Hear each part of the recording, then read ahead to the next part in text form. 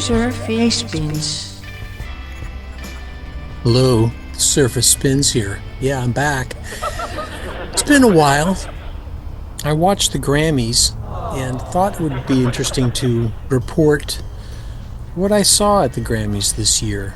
It was the 67th Grammy Awards 2025. You know, it took place in Los Angeles, and it was right after the tragic fires they've been having down there.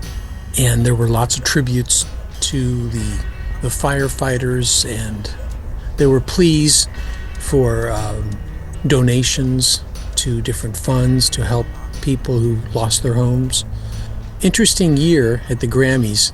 Some notable things happened. They have a series of awards they give out before the Grammys begin at a separate ceremony. That, although you could have watched it at the Grammy channel. And at that award ceremony, the Beatles won an award for their recording Now and Then.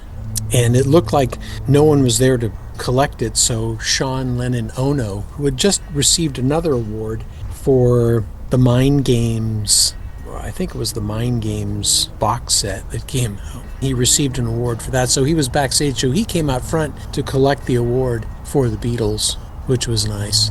And then the Rolling Stones, their recent album, Hackney Diamonds, won for Best Rock Album, which was kind of mind-blowing. The Beatles and the Stones, 2025, winning Grammys. Kind of odd. Best Country Song went to Casey Musgraves for her song The Architect off of her recent album Deeper Well. And she made a very nice speech. I thought it was a moment of positivity and brightness in the Grammy Awards. That was really nice. Let's take a listen to her speech. It was very good. Wow. Gosh. I did not expect that. First of all, I have the absolute best team in the world. I have the best fans in the world. And ultimately, I just want to say there's so much darkness in this world right now. And it just feels so good to be able to fight some of that darkness through song. And it's such an honor. Thank you.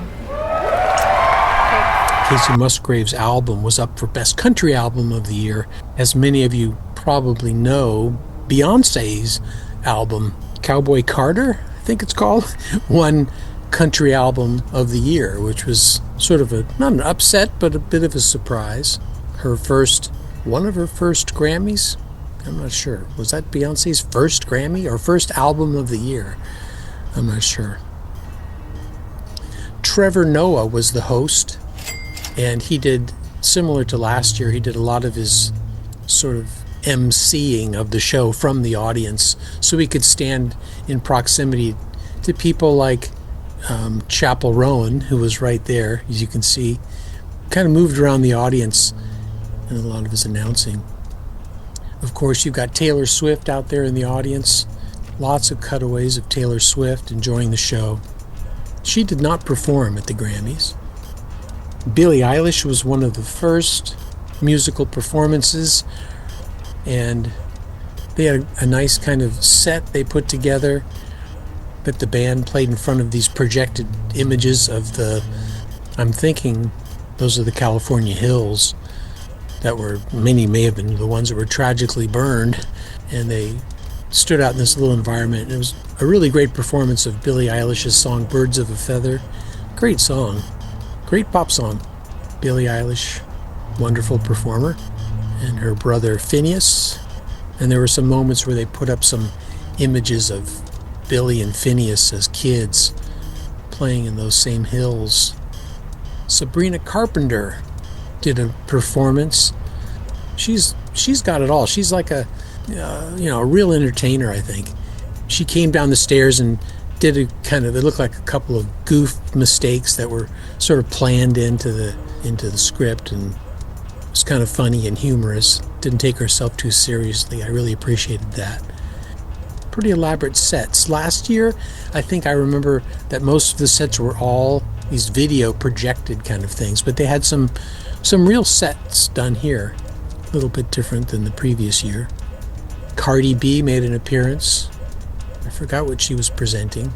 Maybe it was Best Rap Album. Yeah, it must have been.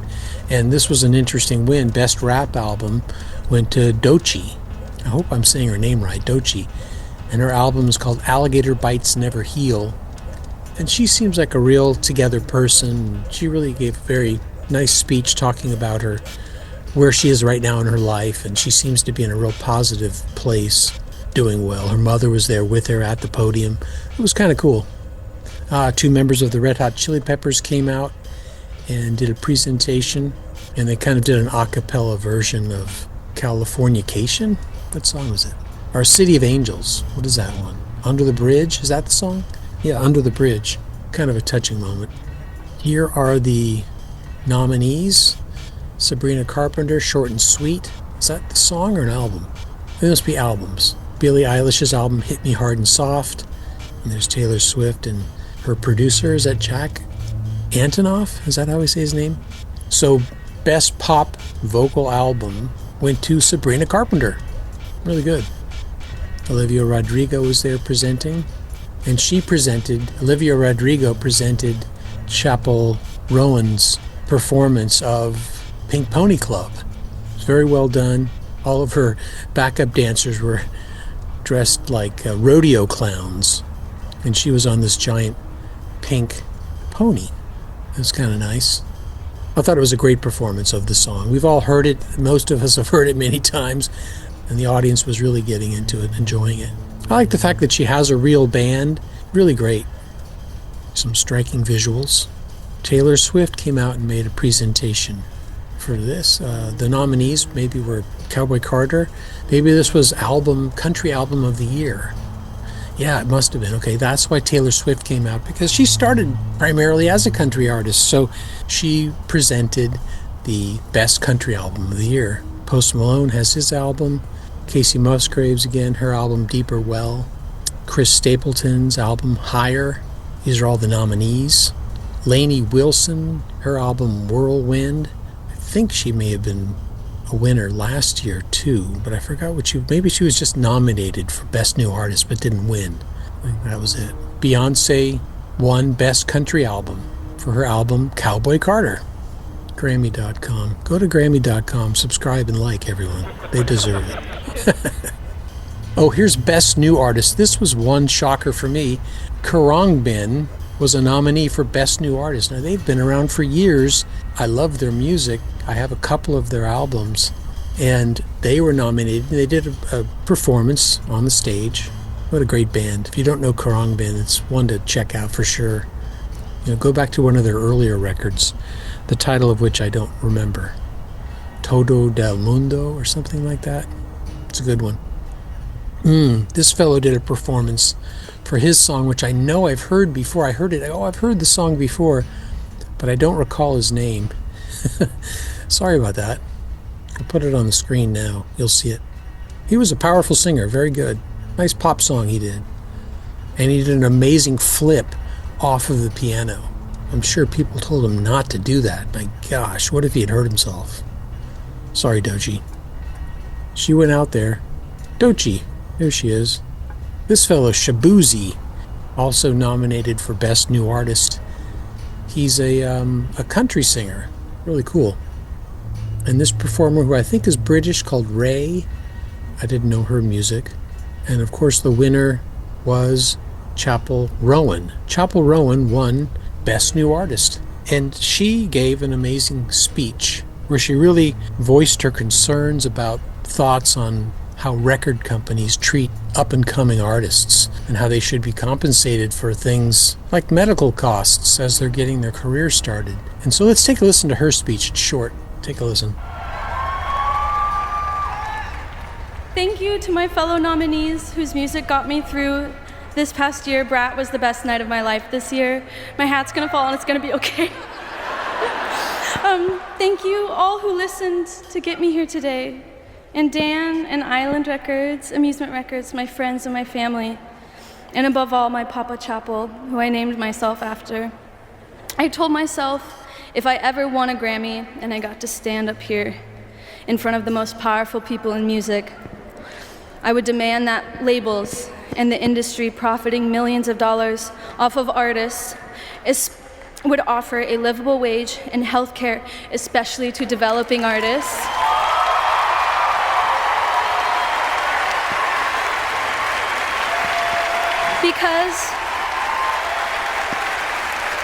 Because I got signed so young. I got signed as a minor, and when I got dropped, I had 0 job experience under my belt, and like most people, I had a difficult time finding a job in the pandemic and could not afford health insurance. It was so devastating to feel so committed to my art and feel so betrayed by the system and so dehumanized to not have health. And if my label would have prioritized artist health, I could have been provided care by a company I was giving everything to.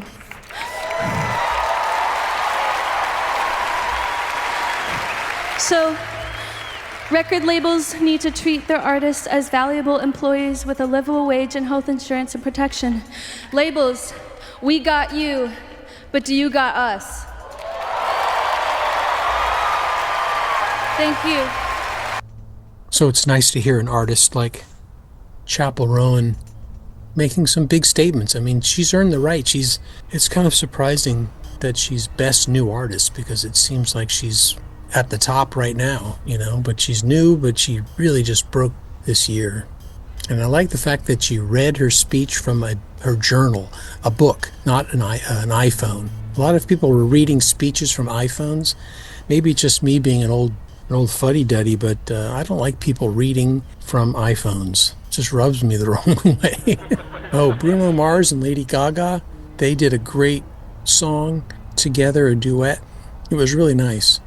I think this song they did was California Dreaming. That's what they did. They did a version of California Dreaming. If it's on record anywhere, but they did California Dreaming. That was pretty cool. Great chemistry for these two. Somewhere they flashed up that The Clash won an award of some kind earlier on, and I didn't see that award, but it may have been some kind of honorary Lifetime Achievement Award. Taj Mahal was honored. Now, did Taj Mahal pass away? I thought, oh no, this is the in memoriam section.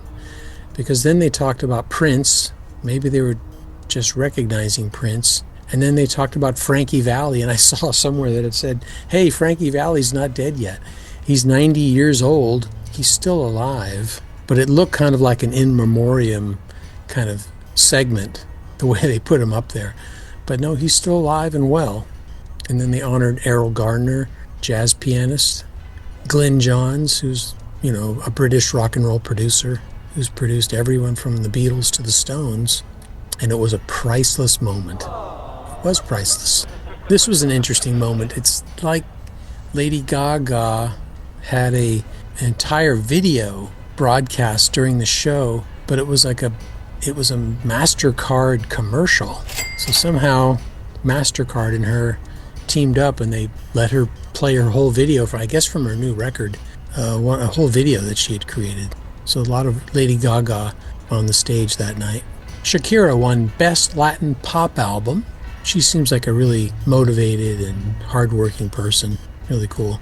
They were honoring Quincy Jones, and Herbie Hancock came out and played some piano and accompanied different vocalists. And Stevie Wonder sat down next to him, and they reminisced and talked back and forth a little bit about their memories of Quincy Jones, the legendary producer. And then strangely, Will Smith made one of his first public appearances since the famous, or the infamous, slap a couple of years back. But he came out to talk about his experiences with Quincy Jones, because I didn't know this, but Quincy Jones was part of Fresh Prince from Bel-Air. I guess he was one of the producers of that TV show. So he knew Quincy pretty well. And then this performer, whose name is escaping me right now, I'm so sorry, she did a Michael Jackson cover of, I don't remember the song, with full-on moon dancing and everything, and she was very good. Here it is, Best Pop Duo Group Performance, Die With a Smile. Lady Gaga and Bruno Mars, they won an award for the song that they did together, Die With a Smile. Chris Martin from Coldplay came out and sang a number while they did the in memoriam segment, showing some of the musicians who have passed away this year: Chris Christopherson, Steve Albini, Dickie Betts, Angela Bofill, Joe Chambers from the Chambers Brothers passed away. I didn't know that. Dwayne Eddy, Sam Moore of Sam and Dave, Phil Lesh, he passed away. Seiji Ozawa died. He was a longtime conductor here in the Bay Area. I want to say at the San Francisco Symphony. Miley Cyrus made a presentation, and the Beatles were presented again. Now and Then, their song. They were one of the nominees. Now and Then. Kind of amazing that there's a Beatles song being considered for a Grammy. A new Beatles song, and the last Beatles song. Texas Hold'em from Beyonce's album. Espresso from Sabrina Carpenter's record. 360 by Charlie XCX. Birds of a Feather. Not Like Us, Kendrick Lamar's song. Good Luck Babe, Chapel Roan. And Fortnite, Taylor Swift's song, featuring Post Malone. But the winner of Record of the Year was Kendrick Lamar with his song Not Like Us. Record of the Year, Album of the Year, Song of the Year. It gets confusing. But Kendrick Lamar won, and seems like a nice guy. Shakira did a performance. Diana Ross made an appearance. That was pretty incredible to see her out there. And here are some of the nominees for this. May have been Song of the Year. The Bar song, Tipsy, this is by Shabuzi. Birds of a Feather, that's a great song if you haven't heard it, Birds of a Feather. Die with a Smile, that's the Lady Gaga Bruno Mars duo. Fortnite, Jack Antonoff, I think I said that right. Good Luck Babe, Not Like Us, Kendrick Lamar. Now, I heard something about this song, Not Like Us, may be a Drake diss track, if you know what a diss track is. Apparently this song was part of a series of songs that Drake and Kendrick Lamar were sending back and forth to each other as diss tracks. And so this wasn't really even an album cut at first, maybe? I don't know the complete history of the song. I think there's quite a lot of history in this song, Not Like Us. Please, Please, Please. That's a beautiful pop song. Please, Please, Please. So instantly classic, you know. Thought it was great. And Texas Hold'em. Charlie XCX did a performance, and it started with her like in the car park, walking down the car park, grabbing a glass of champagne and throwing it off to the side. And finally she makes her way to the stage. The song was pretty interesting. She had a big crowd of dancers, and they were all throwing underpants in the air. Apparently the song has a line about your underwear. Don't quote me on that. There's Bob Weir. New Blue Sun, Andre 3000, the album that he did when he sort of a comeback album for him, but he's playing the flute on it. I've heard him perform a cut or two from it on television, but I've never heard the entire record. Again, Cowboy Carter, Short and Sweet, Sabrina Carpenter, Brat, Charlie XCX, Hit Me Hard and Soft, Billie Eilish. This must be Album of the Year. Chapel Roan, The Rise and Fall of a Midwest Princess, Tortured Poets Department, Taylor Swift. And the winner of Album of the Year was Beyonce, her album Cowboy Carter. So it won Album of the Year and Country Album of the Year.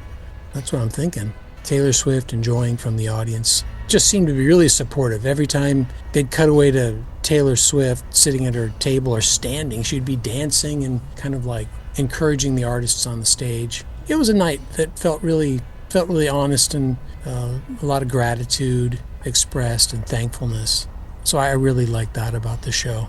So that's my take on the Grammys. I don't know if there's a lot of big takeaways, but it was a interesting event. I know a lot of people don't enjoy watching the Grammys. I do. I just like to sort of stay in touch with what's happening in mainstream pop and the pop world. It just seems to be something to pay attention to if you want to be fully present in the times. Maybe you don't. Hey, thank you for listening, and I hope to make a video again soon with Surface Spin here. Surface Spin signing out. Bye-bye.